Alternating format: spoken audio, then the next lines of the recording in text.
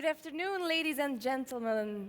At this time, we don't have one, but we have four speakers who will be debating about Europe's digital single market. And the host of this panel will be Robin Waters, editor and founder of TechEU. May I have a warm applause for Robin Waters? Thank you, Wendy. All right, so we're just going to jump on stage with the four of us because we're already quite late. Sorry for that. Have a seat. So today we're going to debate the digital single market. I know some of you might not even really know what that means, so we'll explain in the beginning and then we'll move on to the discussion. But first, something practical. We have a poll that we're going to activate. So we're going to ask the question that's actually the title of this session is, can the digital single market make or break your business? And you can go to slido.com, so it's slido.com, and you use the hashtag BEdigital to log in, and then you can interact with the poll during the session, and at the end we'll show the results. And you can also use the same hashtag, BEdigital, if you want to participate in the conversation online, on Twitter or wherever. But maybe just to kick off the discussion, quick introduction. We have not one, but two members of European Parliament here on stage, along with Saskia van Uffelen. But I would like each and every one to introduce themselves really briefly. And we'll start with Julia. I'm Julia Reda. I'm a member of the German Pirate Party and member of the European Parliament. I've been working on quite a number of issues around the digital single market, mostly the copyright reform and how we can make that more harmonized across the EU. Okay, Saskia van Uffelen, CEO for Ericsson in Belgium and Luxembourg, and also mandated by the Belgian government and the European Commission as digital champion for Belgium. So I try to sensibilize everybody to roll out as soon as possible the digital agenda. Pascal Arimont, I'm coming from a German-speaking part in Belgium, a small one. I'm a member of the European Parliament since 2 years and a member of the IMCO committee, the Digital Single Market Committee, and there I am the rapporteur of one of the files that is the online sales on goods. Thank you so much. So as mentioned, my name is Robin. I'm a journalist, so I spend my time mostly talking to entrepreneurs and startups. And because I live in Brussels, I also got in touch with all the policy side of things. And digital single market, for me, I know what it means, but not necessarily everyone does. Whenever I talk to startups, I tend to ask that question. Do you even know what the European institutions are pushing in terms of digital single market? And oftentimes they don't. So my first question, I guess, is kind of to very briefly explain what the digital single market is and why those plans are on the table in the first place. So in the European Union, at least in theory, we have these four freedoms. The possibility for people to travel freely, but the same also applies to capital, to services, and so on.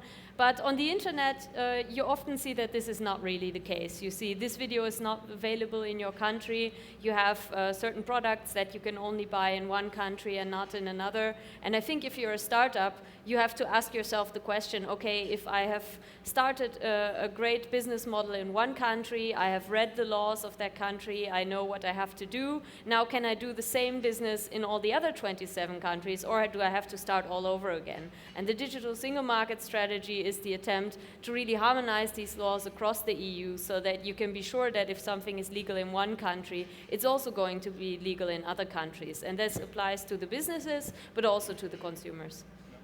Seems like something very important. What's the state of things? Where is the digital single market strategy going? Where is it now? The strategy is there, but that doesn't mean that there is a digital single market. There is a digital single market created by companies, and we as legislator, we have to follow that fact. And it's a little bit difficult to follow that fact because everything we do, it's already too late and not future-proofed perhaps because it's it's something that grows very fast and very differently compared to all that what we know. So I had the discussion with all the startups today, and it's fascinating to hear what's going on that market. And we as politicians, as European institutions, we have to do something, but something that is quite simple, quite clear for everybody who wants to do business in that market.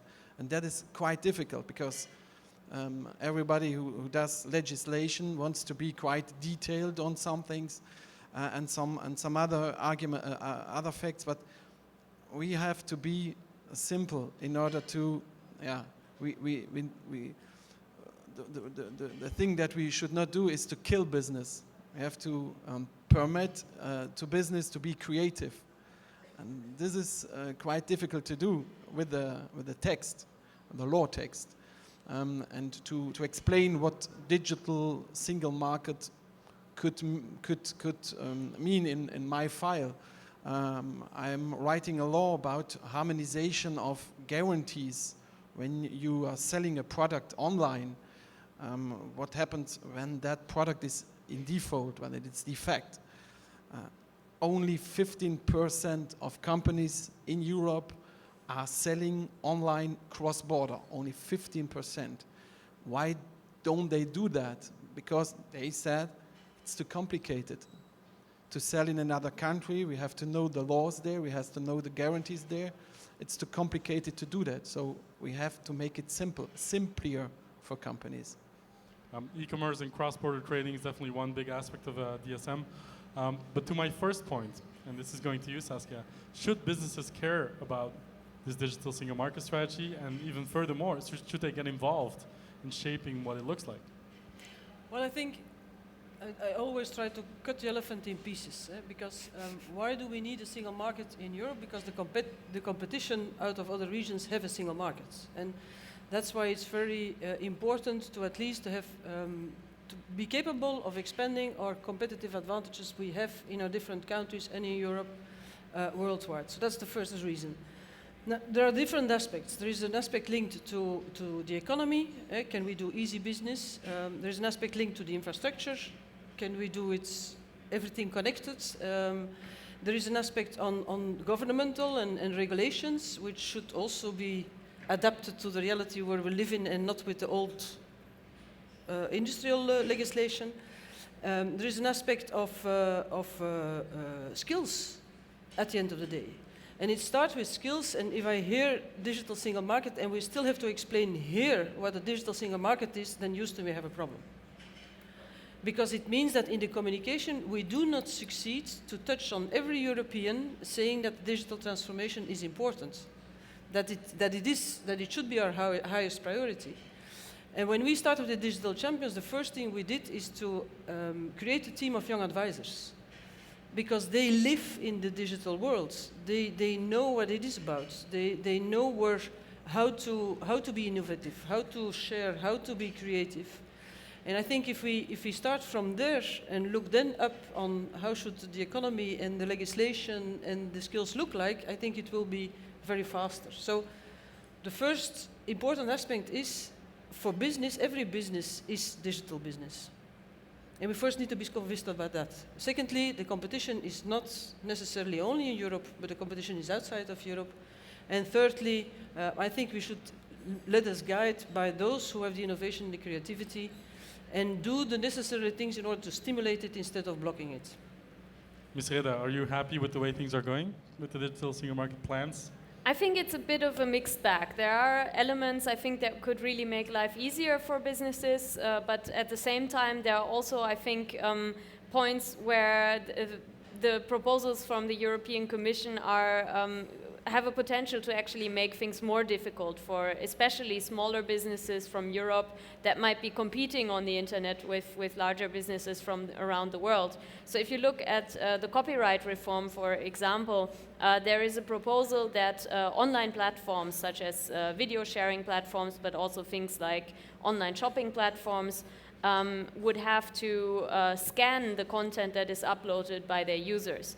And I think this proposal is very much written with a company like YouTube in mind, where you have a very large company that has the possibility perhaps to scan everything for copyright infringement. But if you ever want to have a European competitor to these kinds of companies, then you have to ask yourself, well, if Google spent $60 million on the development of its own content scanning technology, Content ID, do you really expect that a European startup will be able to compete with that? So we do have to be careful not to just look at the big companies when we are writing the law, but also looking at, can we create an environment where European startups can actually grow? Mr. Raymond, specifically going to all the things that are often in the news, sharing economy-wise, a lot of the talk goes to Airbnb, Uber, of this world. Do you think we need more regulation or less? Better. Better. How do we make better regulation? Yeah, the Europe works always by steps, and the package is there, but the evolution, the economic evolution, is going faster than we could even imagine. And if things like Uber and the sharing economy happens, and it is there, so we don't have to invent those economy business models, then we have to adapt our models, our rules.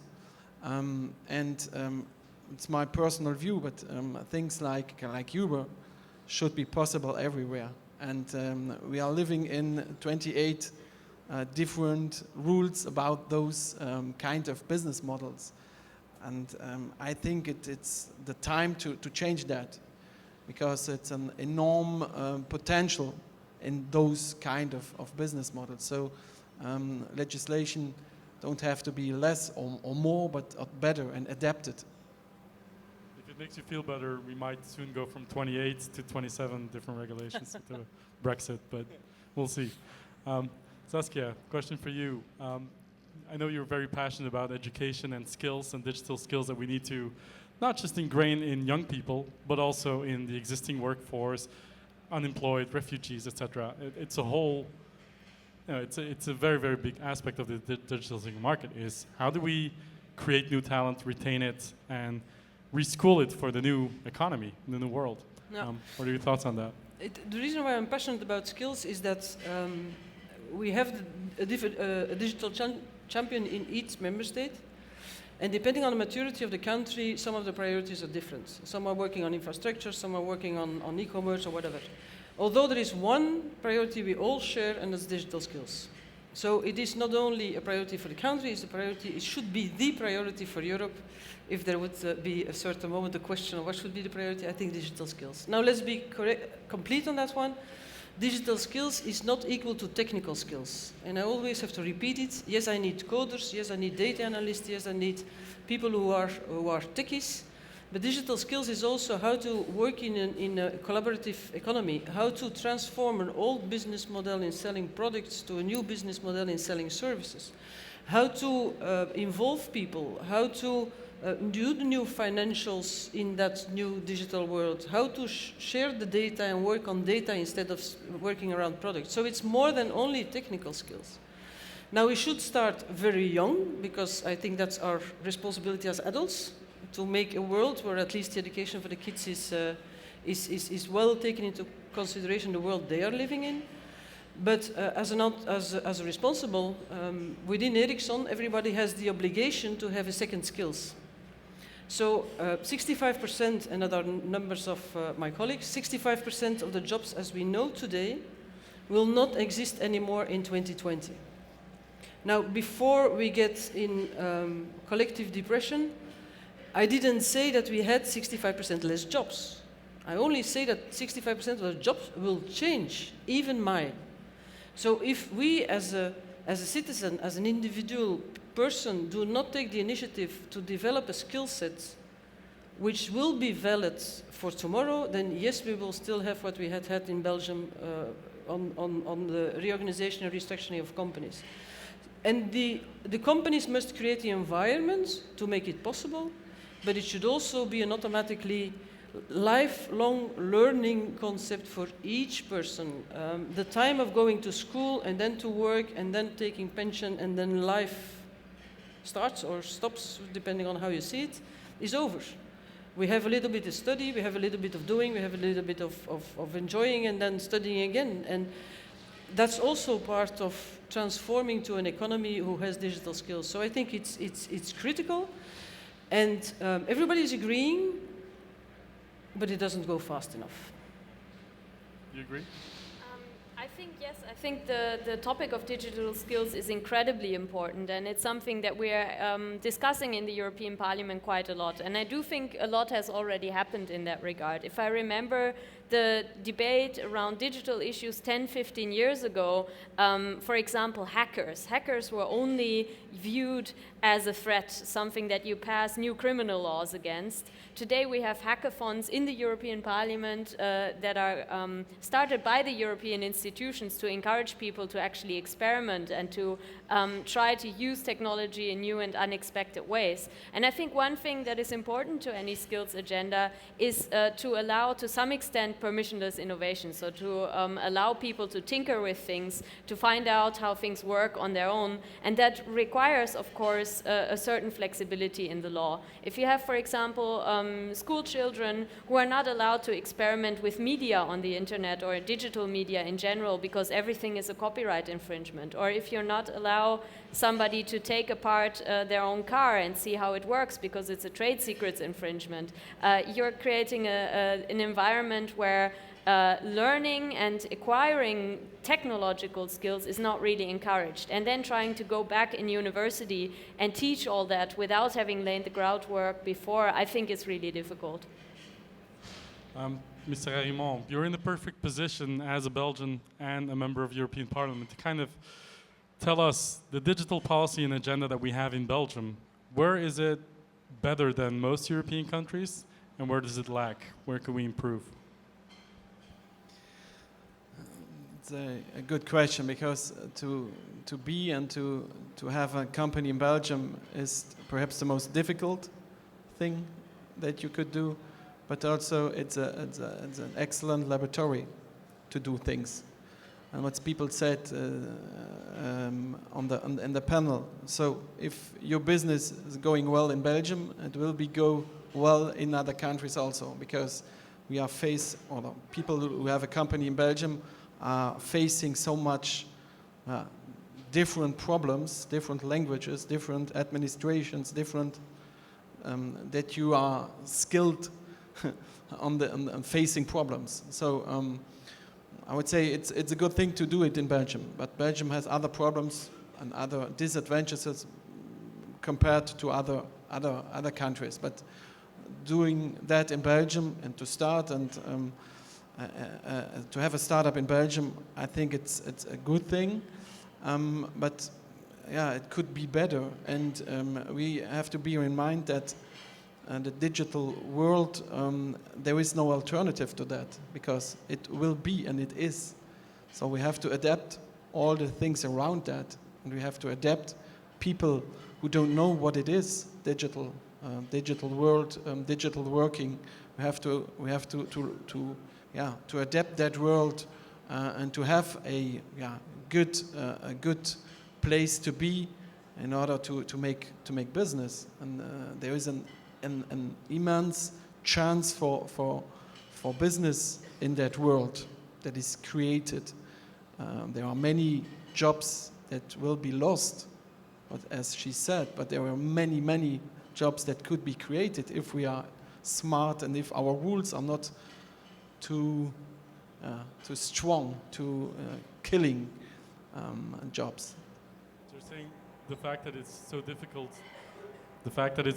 to start and scale a company in Belgium is actually a good thing as a test market, so we should keep it difficult. Yeah. Is that what you're saying? Yeah. Should make some things easier, I guess. Saskia, what are some of the things that you wish Belgium would improve when it comes to digital policy? I think I'm an optimist. I do not try to be naive, but I think you need to stay optimist. And we are not proud enough, and I'll explain why. I have the possibility to compare the rollout of digital agenda between different countries, and based on the reports, we are not doing too bad. But if you see how we communicate, and I mean the Belgian community, We are a country of crocodile tears. We always tell how difficult it is, and we compare with the Silicon Valleys, even if we have a lot of Silicon Valleys in Belgium, but we compare with Silicon Valleys, how blue the sky is over there. We still have, we influence the consumer, and the world is changing not because of the technology, but because of the technology, the user has more information.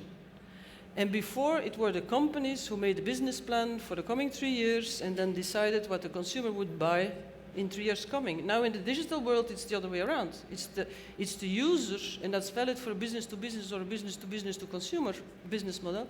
The user will decide what he or she wants. When, where, how. So we need to continue to influence the consumer with positive messages, with examples on things that goes well in the digital economy and the new employments that we have given since we have been transforming some companies, and the successes we can create and the advantages they can have on the industry, on the health, on the government, and those kind of things. Because if we do not influence the consumer, then the consumer will decide differently, and then we can be back on a crocodile tear. So I think we should be more proud. We should communicate more the positive things, as well from the startups as from the classical industries, because otherwise we will go down the drain while there are a lot of opportunities linked to it. I would argue that's a European thing rather than a Belgian thing, not being proud enough for what we've already achieved. But yeah, I agree. Ms. Reda, you know the timeline much better than I do. In terms of digital single market proposals and directive, what's next on the table? What's the next hurdle? So we are currently working on the digital contracts proposals that Pascal is also very involved in as rapporteur for one of the proposals. So this will be dealing with, on the one hand, companies selling goods over the internet, but also companies selling content. So for example, if I'm buying an ebook, what consumer rights do I have to that? How does it work?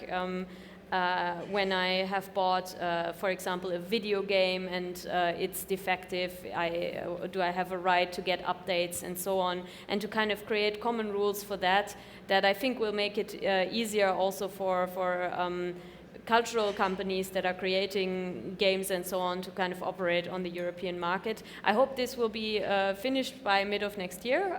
We are aiming to vote on it in the spring in the parliament. The copyright reform is just starting, and I think there we have a lot of work in front of us, because there are a lot of problems, and the startups in general feel like there's not enough for them in there, not enough that would actually make their lives easier. I think one issue that I will also be very involved in now is the question of geo-blocking. If you are running a video platform, at the moment you start out in Belgium and you want to show a series, for example, you have to buy the licenses for that in Belgium, but then you're only allowed to show it in Belgium. And of course, this means that actually creating a company like Netflix in Europe would be incredibly difficult, because you have to buy new licenses for every single market that you want to enter. And we have already managed to make this a lot easier when we're dealing with satellite communications over borders, for example, and now we want to do the same with the internet. The Commission has made a proposal that would allow at least broadcasters to basically get a license in one country and then be able to show their content without geo-blocking. But I'm wondering if the goal is to kind of create a level playing field, to create rules where traditional broadcasters can actually compete with VOD platforms and other content providers. Why don't we create the same rules also when it comes to geo-blocking? So I think all of these proposals will probably stay with us for many months. And hopefully we will be able to conclude them before the end of this legislature, so that there's really some significant steps towards completing the digital single market. But I don't have illusions that it will ever be completely finished, in the sense that there will be no digital borders left in Europe. Sure. May I add something? Because there are different words. There is the word of legislation, and the digital world is a world of innovation and creativity, and those two are very difficult to combine. So if you still have a few months to reread what you have proposed, try to focus on limiting what is not allowed, instead of focusing on telling us what is allowed. Because if you tell us what is allowed, then you block the whole industry and you block innovation and creativity. We only need to have some playing rules on what is not allowed, and that should be limited. Firstly, secondly, some people mix up legislation and regulation. I think we should maybe change also the digital regulation system. Maybe regulate a little bit less what we did in the past and make new regulations for new elements which come up. But an important thing is we need some standards. We do over-regulation also kills innovation if you do it the quote-unquote old way. But we need some standards on how we can connect as a one single market. And then let the competition play, let the entrepreneurship play, let the innovation play, let the creativity play, because they are going to make the economy. I don't think it's the parliament who will make the economy. Do you agree with that assessment? Do you think Parliament should get out the way most of the time and just regulate when it's necessary? Yes and no. But in the digital single market, for me, it's clear that a good rule is a simple rule and a harmonized rule. Because if we are facing all the problems that the companies are facing, and they tell us, listen, if I want to do business, I have to contact my lawyer, and I have to contact not one lawyer, but 27 lawyers. That's a problem. So there we have to harmonize. We have to have one rule for all the market. And that's a good rule, so Parliament should do that. But I guess not the Parliament is a problem there, because if we do that, we have to go to the Council also. And there we are faced, or we are combating national interests. And that's the biggest problem, because to rewrite the BGB in Germany or the Code Civil in Belgium, to have that one rule, it's quite difficult. And people of the states will say, no, listen, we won't do that because it's a holy cow, like we say in German. So we don't want to regulate on that topic. But we have to do that in order to create that business area, in order to create that area where people could be creative. That's important. And so there are good rules to make, not only too much rules. What are some of the ways that entrepreneurs in this room or people running businesses in this room can participate in the digital single market plans? How can they contribute to the conversation? I think for us as politicians, it's really important to have concrete examples. So if you have a business model, for example, that might be affected by an obligation to use content filtering or by cross-border e-commerce or any of these proposals that we're discussing, or you have to geo-block and don't want to anymore or anything like that, it's definitely very useful for us to present these concrete examples.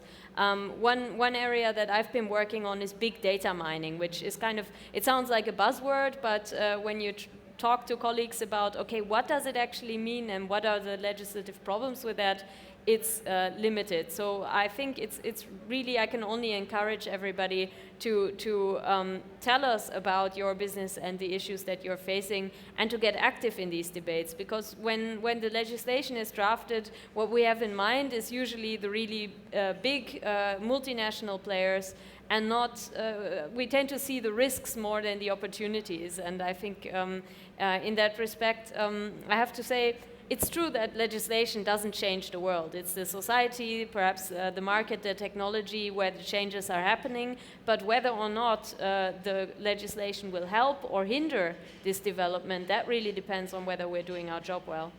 Great. Well, you heard it. Make your voice heard. If you have good case studies or good examples, then please let it be known.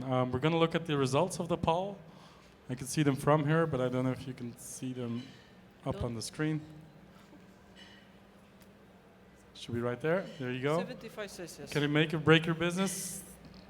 3/4 say it can make business. So keep on doing a good job on building this digital single market and getting the proposals into directives and legislation. And let's hope for the best. Thank you very much. Thank you. Thank you.